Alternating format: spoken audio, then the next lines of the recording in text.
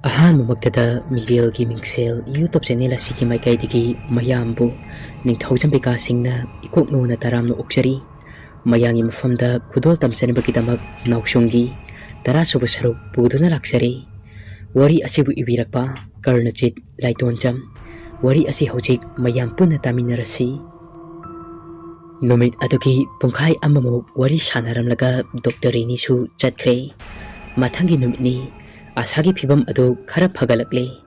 ꯑꯁꯥ ꯐꯤꯚꯝ ꯈꯔ ꯐꯒꯠꯂꯛꯄꯗꯒꯤ ꯍꯣꯁꯄꯤꯇꯥꯜ ꯑꯗꯨꯗꯒꯤ ꯗꯤꯁꯆꯥꯔꯖ ꯇꯧꯈ꯭ꯔꯦ꯫ ꯑꯁꯥ ꯑꯗꯨ ꯅꯤꯡꯖꯤꯡ ꯃꯥꯡꯖꯤꯡ ꯇꯧꯏ꯫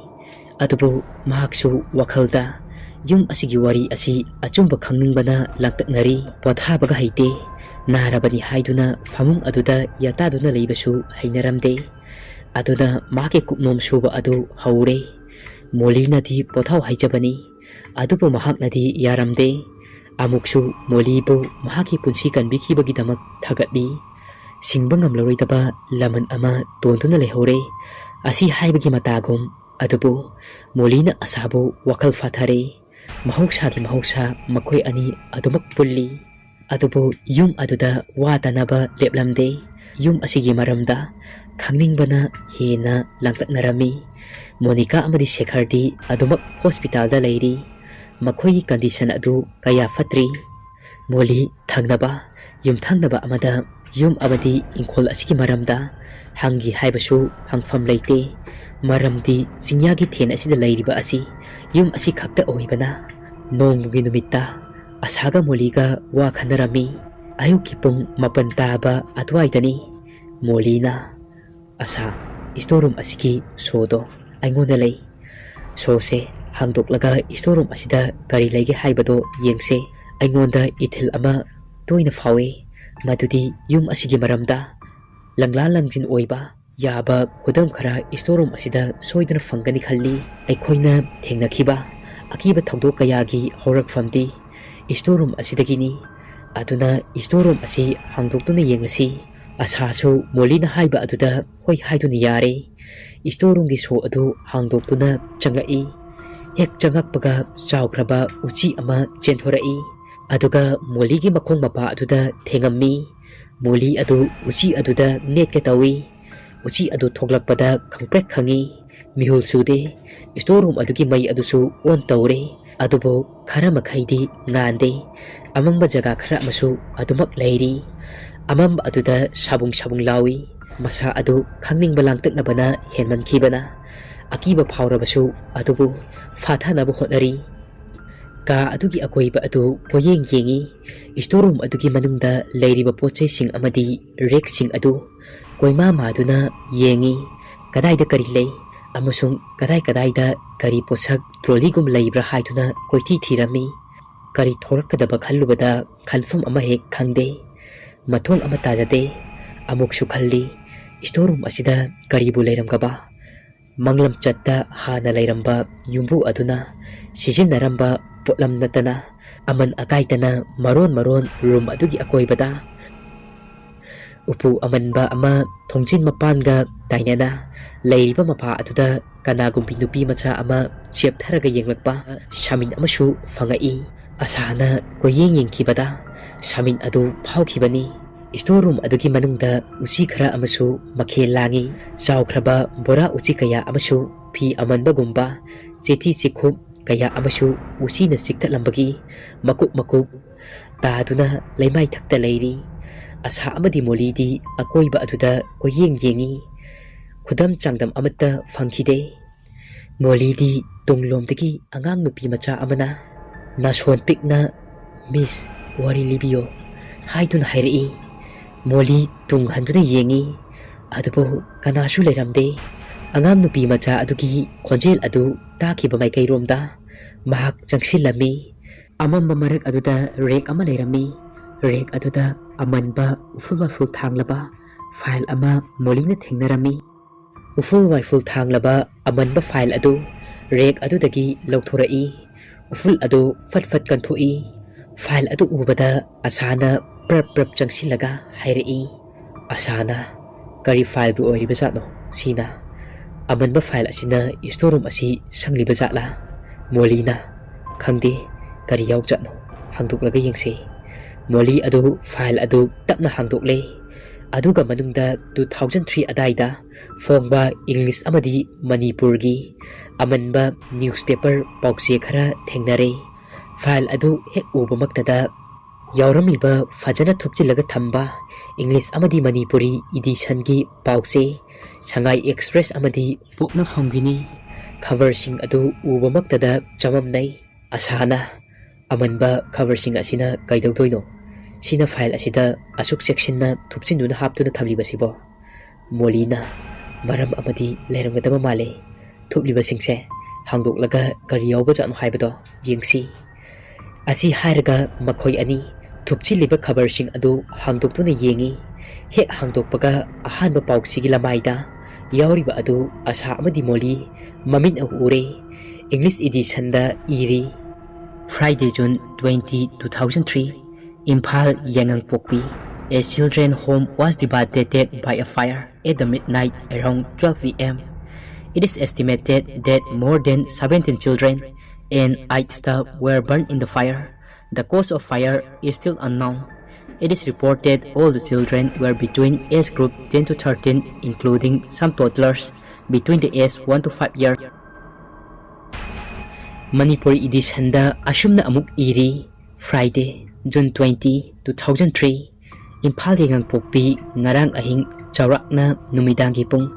baro taramdai Imphalagi kilometer 30 muk chatlaga leiba Yangangpokpi amadi lamlai ani gi marakta leiba Chingya thel hairiba mafum asida leiba children home ama maina tumna chaklamle maina chakpagi thaudok asida home asida tangjatuna leijaba kana leijadraba tola taraba amadi home asibu panariba amadi yengsiliba staff khara amasu maina tumna chakpa thaudok fofum aduda leikhidre mai adu karidagi horakhibano haibadi chap chaba haiba ngamdri case asigi mari leinaba lamlai police station na case ama laukthokre paukse da iriba warol sing adu parubada Molly amadi asa swai hek lawi mamit ani adu yengnaraga storeroom adugi mapalda thorakle storeroom adu solon sille amuksu khalli khabargi laimai singse asuk section na file asigi manungda thamliba ani adu bab khara khara tarai langla langjin kharadi fange makhoina mafum asida hek lairi ngaidagi angang chenba kappa sanaba trolley inthorakpa mawgi thongdok kaya ama thengnakiba adu makhoina hojik lairiba yumpham amadi inkhol asida soidana maki maina tumna chakhiba children home adugi mafam ni haiba asi makhoi ani adu hojikta khangle mafam asi sikraba thawai kaya aduna tamnare haiba asi amaromda Monica amadi Shekhargi recovery stage sing adu yamna taplammi brain da asiba changkhibana Shekhardi brain hemorrhage oiki aduna mahakti tapna treatment piri doctor sing aduna tapna soidana fagalakani haiduna thajabadi pirakhi Monica su hanigi anaba laibani heart patient amani yamnan ha oina aduna maram oiduna mahaki lairiba stage asi hojingmakidi critical stage ni asi haiduna hospital da layengli Monica amasung Shekharbu makhoigi mari mata singna hospital aduda yingsilli ngasigi numit asidi Monica gi macha phaibok ani adu mabok yum aduda lecture asunu haiduna mabokna makhoigi mention aduda halhandre June loirakpa June 27 2018 ni nungju tha horakpagi nong yamna chuba matamni mapu leitraba yum aduda shitpa sengba loiraga staff ayamba magi quarter da adumak loina leinarami numit adugi numidang adu thabak ingkhang nantana loiraga staff ayamba quarter da loinamak lainai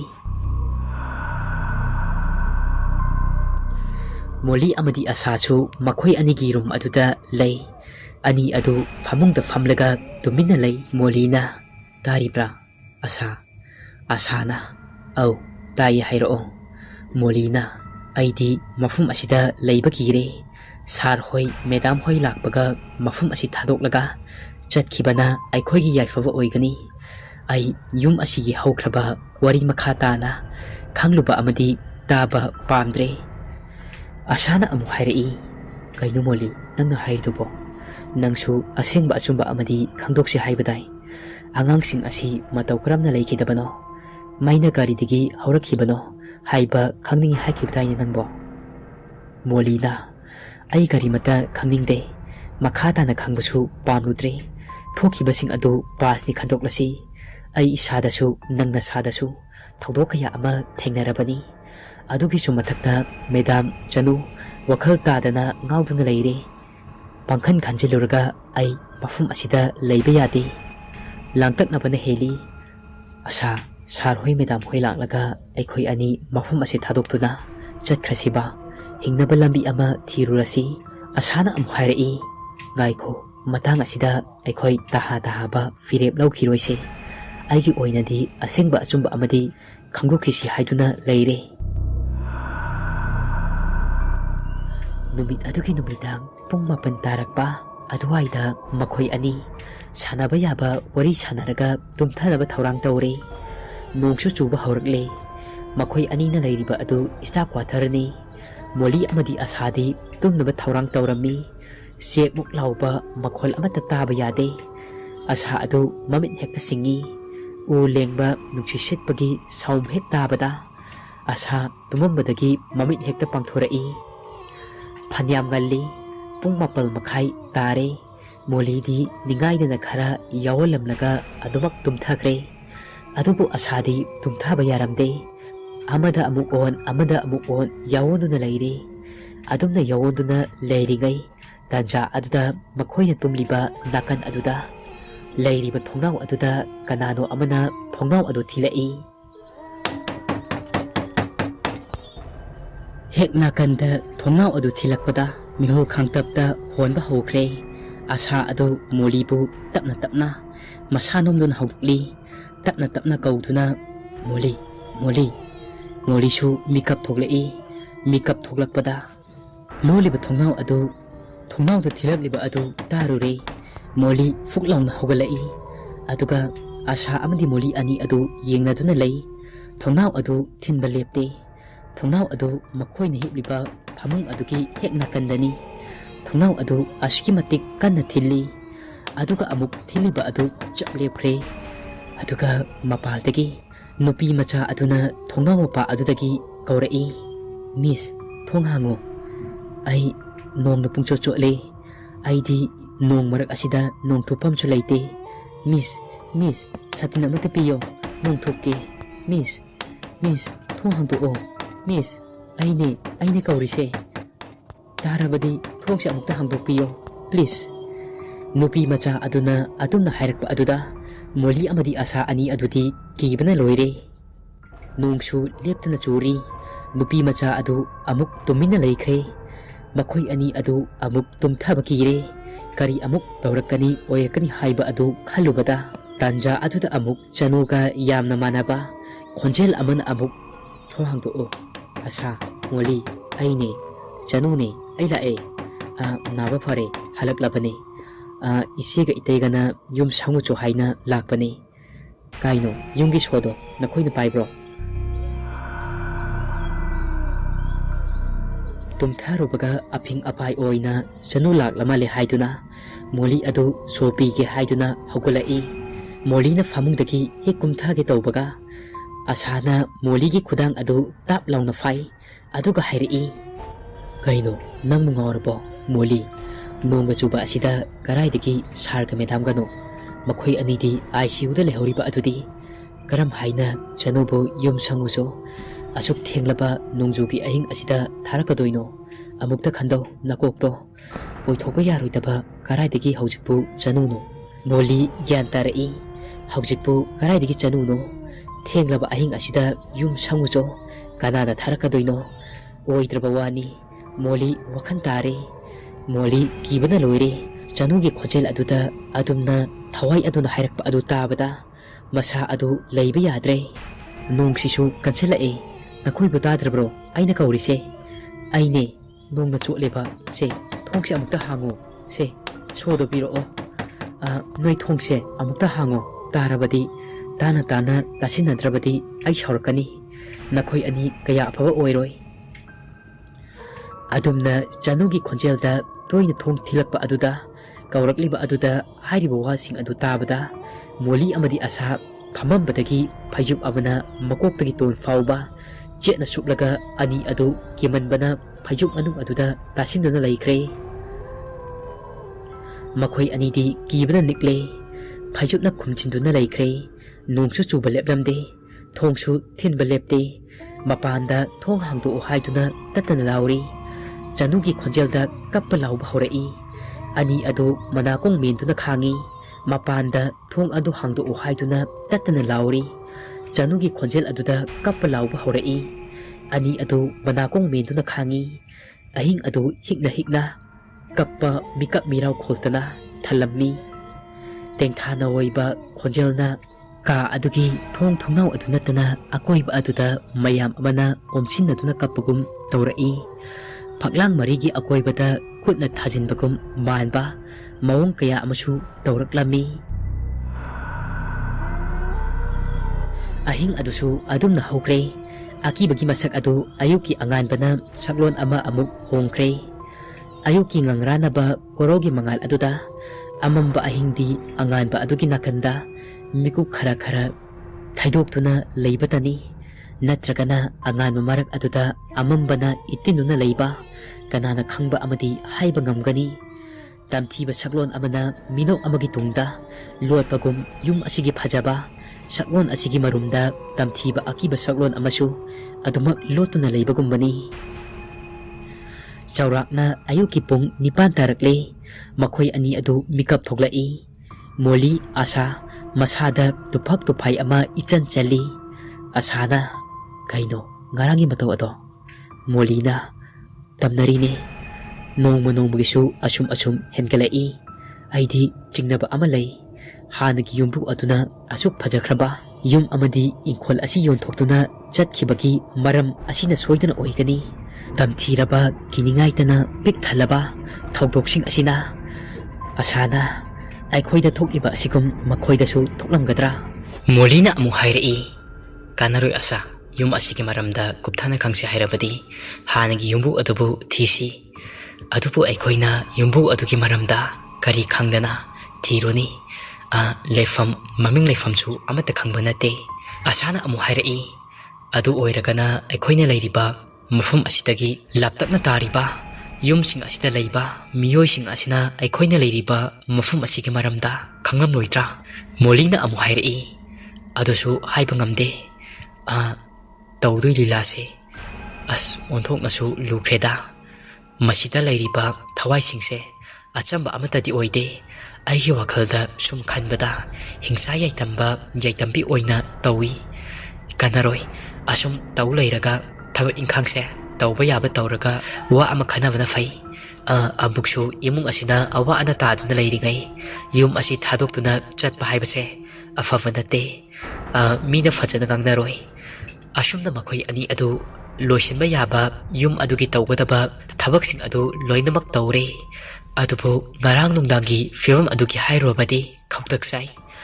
ayuk nungthil numidang ahum asigi khetnabadi mafum asidadi leite aduna thabak ama tawbada imung asida ningjing mangjingnai adubu makhoigi mathaudi adumak kaidana tawi adumna asa amadi Moli asagi thabakta mateng pangduna leiringai Dr. Reni yum aduda changlai thong adu fana chaungna hangdoktuna leirabasu thong adu thilai thong aduda thilakpani Dr. Reni na kana leike yum asibo kainomta Moli mapanda thorai Molina kana oibiraba Dr. Reni na ai Dr. Reni Molina kana unabigadabano Dr. Reni na ai mafam asida chanugi maramda thigatchaba lakshabani yum asigi yumburembi khudong thiba thoktuna hospitalize tawre haibasu ai paukta jai Molina o kaisu kaide adomda khangbining ba adu maramsing adugi matangda akhangbasing ai loinamak haijage leiriba staff singnasu adongi mateng panghanjage Dr. Renina aise thongjin asida adum lepase nungaitre Molina as aidi kawe warawi bayade drawing room lomda lengsin birau Mollyna Dr. Raineybu drawing lom-lomda famali. Asasu mi ama lai haiba khangbadagi mi lakpagi haunabi ising glass ama puthorai.